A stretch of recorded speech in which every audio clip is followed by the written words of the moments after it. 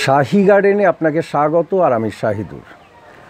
আজকে রুটাসিয়া ফ্যামিলির একটি প্ল্যান্ট নিয়ে আলোচনা করব। বাংলায় আমরা যাকে কামিনী বলি, এবং এই কামিনী আমাদের কাছে খুব জনপ্রিয় এর সুগন্ধের জন্যে, এবং অবশ্যই ডেকোরেশনের কাজে এর পাতাও ব্যবহার হয়। এখানে অনেকগুলো গাছ নিয়ে আমি আলোচনা শুরু করেছি। এখন কামিনীর বিভিন্ন ভ্যারাইটি পাওয়া যায়। এই কামিনী গাছটি হাইব্রিড বলে। এখানে ফুল দেখা যাচ্ছে, বেশ কিছু ফুল, এবং ফুলগুলো একটু বড়। আমরা ছোটোবেলা থেকে যে গাছগুলো দেখেছি দেশি কামিনী, ছোট ছোট পাতা হয় এবং ফুল অপেক্ষাকৃত একটু ছোট। পাতাগুলো দেখলেই বোঝা যায়। কামিনীর পাতা সাধারণত 3 থেকে 9 পাতা পর্যন্ত হয়। এই পাতাগুলো আবার বেশ বড়। আর সবথেকে এখন বেশ জনপ্রিয়তা লাভ করেছে, কোনো ফুল হয় না, ডর্ফ ভ্যারাইটির এই কামিনীটি সুন্দর দেখতে হয়। এটি একটু বিবর্ণ হয়ে গেছে, এটা রোদে রাখা ছিল। এবং কামিনী শুনতে অবাক লাগলেও সত্যি কথা যে ইনডোরেও যেমনভাবে আমরা গ্রো করতে পারি, তেমনি আউটডোরেও আমরা এটাকে গ্রো করতে পারি। কিন্তু ইনডোরের ক্ষেত্রে ফুল কম হয় এবং আউটডোরে ফুল বেশি হয়। তো ভিডিও সংক্ষেপ করার জন্যে আমি এই বিষয়ে আর বিশেষ কিছু বলবো না, টোটাল কেয়ার সম্পর্কে আলোচনা করব। তবে এইটুকু বলি যে কামিনীর সায়েন্টিফিক নাম মুরায়া পেনিসুলাটা, এবং এটি দক্ষিণ এশিয়ার গাছ। অবশ্যই এর উৎপত্তি ভারতে হতে পারে, চীনেও হতে পারে। তো আমরা ভারতে উৎপত্তি বলেই ধরে নেব। তো এই গাছ বড় করার জন্যে আমরা কি ধরনের সয়েল ব্যবহার করব। এই গাছ 12-15 ফুট পর্যন্ত লম্বা হয়, কিন্তু যখন সেটা আমরা কোনো পট ব্যবহার না করি। যদি আমরা এটা পটে বা কোনো পাত্রে তৈরি করি, তাহলে সেক্ষেত্রে আমরা কি করব। সেক্ষেত্রে আমরা যে ধরনের মাটি ব্যবহার করব, সেই মাটিটা হবে দোআঁশ টাইপের অথবা বেলে দোআঁশ, যেখানে প্রচুর জল ধরে থাকবে না, কিন্তু জল দেয়া হবে এবং জল গাছের প্রয়োজনীয় জল নেবে এবং অতিরিক্ত জল নিষ্কাশন পথ দিয়ে বেরিয়ে যাবে। প্রচুর জল বেঁধে থাকলে গাছের ক্ষতি হয় এবং গাছের রুট বা শিকড়গুলো নষ্ট হতে পারে, এবং সেক্ষেত্রে দেখা যাবে যে পাতা হলুদ হয়েছে। এই গাছ খুবই কষ্ট সহিষ্ণু, জল অনেক দিন না দিলেও বেঁচে থাকে, কিন্তু যদি জল কম দেয়া হয় তাহলে ফুলের পরিমাণ কম হয়ে যাবে। তাই একটা নিয়মিত জল একে দিতে হবে। সেই হিসাবে আমরা যে মাটিটা তৈরি করব, সেই মাটি 1 ভাগ গার্ডেন সয়েল নেব এবং 1 ভাগ নেব বালি এবং 1 ভাগ কম্পোস্ট। এই কম্পোস্ট গাছের গ্রোথের জন্যে, কারণ আমরা জানি আমরা যে ধরনের কম্পোস্ট ব্যবহার করি, গাছের যে মূল খাদ্য উপাদান পটাশিয়াম, নাইট্রোজেন, ফসফরাস, এগুলো মূল উপাদান। এর সঙ্গে তো জিঙ্ক, আয়রন, বিভিন্ন কিছু আছে। তো এই পটাশিয়াম, নাইট্রোজেন এবং ফসফরাসের জন্যে মাটি থেকে যাতে নিতে পারে, তার জন্য আমরা কম্পোস্ট মেশাই। তো 3 ভাগ, টোটাল মাটিটাকে 3 ভাগের 1 ভাগ আমরা নেব স্যান্ড, 1 ভাগ নেব গার্ডেন সয়েল এবং 1 ভাগ কম্পোস্ট। জল কেমন দেবো এই কথাটা প্রথমেই আলোচনার মধ্যে বলে দিয়েছি যে জল দিতে হবে। আমরা দেখব টবের উপরের মাটির 1 থেকে 1.5 ইঞ্চি যখন উপর থেকে শুকিয়ে যাবে, তখন আবার জল দিতে হবে। জল বাঁধিয়ে রাখা যাবে না। জল যদি বেঁধে যায় বা ওভার ওয়াটারিং হয়ে যায়, তখন বোঝা যাবে যদি পাতা হলুদ রঙের হয়। এইখানে গাছটি যথেষ্ট সবুজ, এবং এই সবুজের জন্যও কামিনী বিখ্যাত, কারণ এই কামিনীর ডাল নিয়ে আমরা বহু অনুষ্ঠান বাড়িতে দেখেছি যে ডেকোরেশন করা হয়। কারণ এই পাতা আমাদের বেশ মুগ্ধ করে। এর সবুজাভ ভাব, ডিপ গ্রিন ভাবটা আমাদেরকে মুগ্ধ করে, এবং চকচকে একটা ভাব রয়েছে পাতায়। তো জল বললাম, এবং অবশ্যই বললাম মাটির কথা। কথায় কথায় একবার বলে দিয়েছি, ইনডোরেও এই গাছ আমরা বৃদ্ধি বিকাশ ঘটাতে পারি, আউটডোরেও হতে পারে। অর্থাৎ সানলাইট একটু কম হলেও এই গাছ ফুল ভালো দেয়। সব থেকে বেশি ভালো ফুল পাওয়ার জন্যে সানলাইটটা এমন হওয়া উচিত, 12 ঘন্টার সানলাইট না দিয়ে যদি সকালের দিকের রোদ দেওয়া হয়, তাহলে দুপুরের দিকের রোদ কম পেলে ভালো, অথবা সকালে রোদ যদি না পায়, তাহলে দুপুরের পরের রোদটা দেওয়া। অর্থাৎ একটা সময়ে শেডের দিকে শেডি এরিয়া এবং একটা সময় ফুল সানলাইটে থাকবে। এই ক্ষেত্রে সবথেকে বেশি ফুল পাওয়া সম্ভব।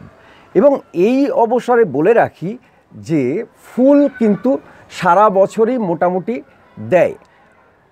শীতের পর থেকেই আবার বর্ষা হয়ে শীত পর্যন্ত ফুল আমরা পেতে পারি। এই কারণে যেটাকে শরৎকাল বলা হয়, দুর্গোৎসবের সময় সাধারণত সেপ্টেম্বরের দিকে পড়ে, তখন আমরা এই টবের গাছের প্রুনিং করে দেব। কারণ প্রথমেই বলেছিলাম যে এটি অনেক লম্বা হয়, তো সেই ক্ষেত্রে আমরা যখন টবে তৈরি করব সেক্ষেত্রে প্রুন করব। প্রুন সারা বছরই করতে হয়। কখন, এই যেমন ফুল হয়ে যাচ্ছে, ফুল যখন ঝরে যাবে তখন আমরা এগুলোকে প্রুন করে দেব। এগুলো খুব ছোট অল্প প্রুন, অল্প করে কাটাই ছাঁটাই। কিন্তু খুব বেশি কাটাই ছাঁটাই করতে গেলে, গাছকে শেপ দিতে গেলে, আমি যেমন চাই সেই অবস্থায় আনতে গেলে এটা আমরা করব আগস্ট সেপ্টেম্বর নাগাদ, অর্থাৎ শরৎকালের দিকে। তাহলে কি হবে, শীতের শেষে খুব দ্রুত ফুল দিতে থাকবে। এই গাছেও অনেক কুঁড়ি আছে, এই গাছে দেখা যাচ্ছে কুঁড়ি, এইখানে এখনও ফুল ফোটেনি, কিন্তু এই গাছটি আমি বনসাই করার জন্য রেখেছি এবং এর হার্ড প্রুনিং করা হয়েছিল। এখনও পর্যন্ত কোনো কুঁড়ি দেখা যায়নি। গত বছর কিছু ফুল দিয়েছিল কিন্তু খুব কম। এবং এই যে ডব ভ্যারাইটির যে কামিনী, এটায় ফুল হয় না বলেই জানি, এবং আমার কাছে তো হয়নি। এর থেকে বড় যেগুলো দেখেছি সেখানেও আমি কোনোদিন ফুল এখনও দেখতে পাইনি। এইখানে গাছে যদি আমরা প্রচুর ফুল পেতে চাই তাহলে অবশ্যই আমাদের খাবার দিতে হবে। আমরা বিভিন্ন বাগানে, পার্কে যেসব জায়গায় গাছ দেখি সেখানেও অল্প বা বেশি খাবার দেয়া হয়, কিন্তু মাটিতে যখন বাগানে গাছ থাকে খাবার না দিলেও চলে। আমাদের এখানে খাবার দিতে হবে নাইট্রোজেন সমৃদ্ধ খাবার। কামিনী খুব পছন্দ করে।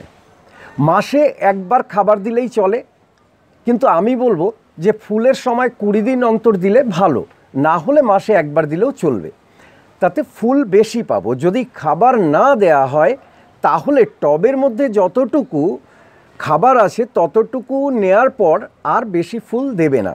তো আমি খাবারের ক্ষেত্রে বলবো যে গোবর পচা সার অথবা খোল পচা সার দিতে।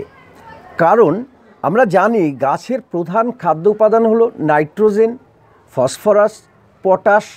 এর পরে যেগুলো আছে অনুখাদ্য, জিঙ্ক বা দস্তা আছে, আয়রন আছে, ম্যাগনেসিয়াম আছে, এইগুলো।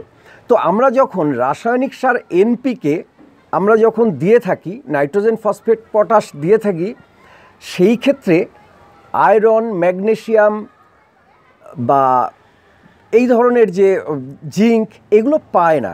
কিন্তু খোল পচা বা গোবর পচা সারের মধ্যে যেমন নাইট্রোজেনের সমৃদ্ধি বেশি থাকে, বেশি পরিমাণ নাইট্রোজেন থাকে, তেমনি নাইট্রোজেনের সঙ্গে পটাশ থাকে, ফসফরাস থাকে, ম্যাগনেসিয়াম থাকে। এই ধরনের অনুখাদ্য কিছু একসঙ্গে গাছ পায়। তাই আমরা বলবো যে প্রথমেই আমরা চেষ্টা করব খোল পচা সার অথবা গোবর পচা সার দিতে। যদি তা সম্ভব না হয় তাহলে এটি ছোট টব, গাছ অনুযায়ী টব নির্বাচন করব। এটি 8 ইঞ্চির টব।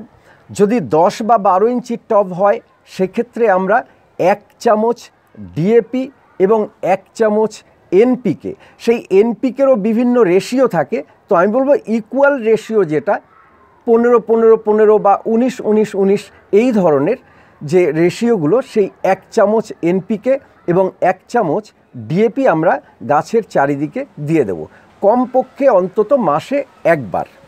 আর যদি ছোট টবে হয় তাহলে একটু সেই অনুযায়ী পরিমাণ কমিয়ে দিতে হবে। আমরা টব কত ইঞ্চির নির্বাচন করব, গাছ অনুযায়ী নির্বাচন করব। এই গাছটির জন্য একরকম টব আছে, এটি একরকম। আমরা অবশ্যই আবার যখন শরতে এটা হার্ড প্রুনিং করব তখন এই টবের মাটি চেঞ্জ করে এটাকে আবার একটা বড় পাত্রে আমরা দেব। আর রোগ পোকার খুব বেশি আক্রমণ নেই। আমি বেশিরভাগ ক্ষেত্রেই বলে থাকি যে খুব বেশি আক্রমণ নেই। এই কথাটা শুনে হয়তো মনে হবে যে আমি দেখতে পাই না রোগ পোকা, বিষয়টা তা না। মাঝে মধ্যে যদি নিম তেল স্প্রে করা হয় তাহলে বহু রোগ পোকার আক্রমণ থেকে গাছকে সহজেই বাঁচানো যায়। তো সেই কারণে আমি খুব নিয়মিত নিম তেল স্প্রে করি, গাছে পোকা থাক বা না থাক। যখন স্প্রে করি সেই কারণে পোকামাকড়ের উপদ্রব কম হয়। কিন্তু শুধুমাত্র আমার গাছ নয়, অন্য গাছে, অন্য কামিনী গাছেও খুব বেশি পোকার আক্রমণ নেই। তো তবুও যদি সেরকম কোনো সমস্যার রোগ পোকা তৈরি হয়, যেগুলো কি হতে পারে, এফিডস, মাইটস এই ধরনের, তো সেক্ষেত্রে আমরা নিম তেল স্প্রে করতে পারি অথবা কোনো কেমিক্যাল লিকুইড পেস্টিসাইডস আমরা ব্যবহার করব। তো এই কামিনী পাতার একটা ঝাঁঝালো গন্ধ আছে এবং ফুলের সৌরভ আছে। পাতার ঝাঁঝালো গন্ধ আমরা পাই যখন পাতাটাকে আমরা ভাঙি তখন, আর ফুলের সৌরভে অবশ্যই আপনার বাগানে মৌমাছি আসবেই। আর প্রোপোগেশন এই সঙ্গে বলে নিই, আমরা কাটিং করে সাধারণত বীজ থেকে হয়। এইখানে আমি একটি বীজ পেয়েছিলাম, জানি না আমি তুলে নিলাম, ক্যামেরায় দেখাতে পারবো কিনা। এখনও সবুজ আছে, এটা আস্তে আস্তে বাদামি হয়ে হয়ে হলুদ হয় এবং পাখি এটা খুব পছন্দ করে এবং এই বীজ থেকে আমরা খুব সহজেই চারা তৈরি করতে পারি। তাছাড়া অন্যান্য গাছের যেমন তেমনি এর কাটিং থেকে খুব সহজেই হয় এবং কলম করেও এর নূতন চারা তৈরি করা যায়। তো আরেকটি বিষয় যে কামিনী গাছ খুব দ্রুত ফুল দেয়, অর্থাৎ যে বছরে কাটিং আপনি তৈরি করলেন আপনি তার পরের মরশুমেই সেই গাছে ফুল পাবেন, গাছ যত ছোটই হোক। এই গাছ খুব বেশি বয়স নয়, গোড়া পর্যন্ত ফুল দেখা যাচ্ছে, এইখানে এসছে এই যে ফুল, এবং গাছের গুড়ি খুব মোটা নয়, গাছের কাণ্ড খুব মোটা নয়, বয়স বেশি নয়, গত বর্ষারই। তো এইখানেও ফুলে ভরে গেছে, আর এই গাছটিতেও কুড়ি এসছে অনেক, এটি আগের বারের। তো যাই হোক, এখানে কুড়ি এসছে সব ডালে, এখনও শুরু হয়নি ফুল। তো এই টোটাল কেয়ার সম্পর্কে বললাম এবং প্রোপোগেশন কিভাবে করব, নূতন চারা তৈরি করব সেটাও বললাম। তো বন্ধুরা, যদি ভিডিওটি ভালো লাগে তাহলে লাইক করবেন, শেয়ার করবেন। যদি আমার বলার কিছু বাকি থাকে তাহলে কমেন্ট বক্সে লিখুন, আমি উত্তর করব। আর যারা সাবস্ক্রাইব করেননি প্লিজ তারা সাবস্ক্রাইব করুন। ধন্যবাদ, ভালো থাকুন, সুস্থ থাকুন।